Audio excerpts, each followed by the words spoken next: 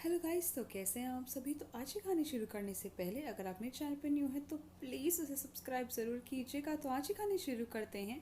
तुम्हें शर्म नहीं आती अपनी माँ से ऐसे बोलते हुए। गाइस, आज की जो कहानी है ये काल्पनिक है। महिपाल जी और रामदयाल जी दोनों मित्र थे। उनका 7 सालों पुराना था। वह एक ही ऑफिस में नौकरी करते थे, एक ही सोसाइटी में रहते थे। दोनों की रिटायरमेंट भी कुछ समय ही आगे पीछे हुई थी। दोनों की पत्नियों की भी काफ़ी अच्छी खासी मित्रता थी आपस में। महिपाल जी के 2 बच्चे थे, एक बेटा और एक बेटी। बेटा विदेश में जाकर बस गया था और बेटी भी अपनी गृहस्थी में खुश थी। और रामदयाल जी के 2 बेटे थे जो दिल्ली के बाहर नौकरी करते थे। कभी कभी साल 2 साल में उनसे मिलने आ जाते थे। 1 महीने के अंतराल पर पहले महिपाल जी दुनिया को अलविदा कह गए, फिर रामदयाल जी की पत्नी रह गई। बस रामदयाल जी और महिपाल जी की पत्नी अंकिता। 2-3 महीने तो ऐसे ही निकल गए खुद को संभालते संभालते।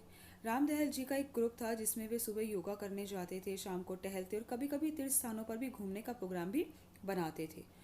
ग्रुप में आदमी और औरत सब थे। तो रामदयाल जी ने अंकिता जी को भी ग्रुप ज्वाइन करने को कहा, तो अंकिता जी ने मना करने लगी। बोली, भाई साहब, पहले आपके दोस्त भी कहते थे पर मुझसे यह सब नहीं होता।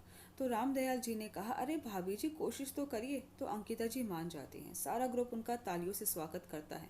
महीने भर में अंकिता जी को भी अच्छा लगने लगा, क्योंकि पोश कॉलोनियों में लोग अपने तक ही सीमित रहना पसंद करते हैं। बड़ी बड़ी कोठियों में बूढ़े लोग अकेले रहते हैं।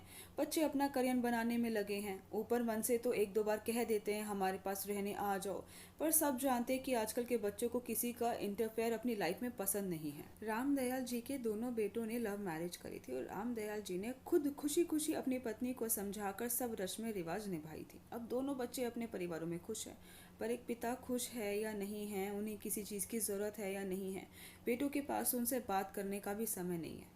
बच्चे अपनी खुशियों में डूबे रहते थे कि उन्हें माता पिता का दुख, परेशानी, अकेलापन कुछ महसूस ही नहीं होता था।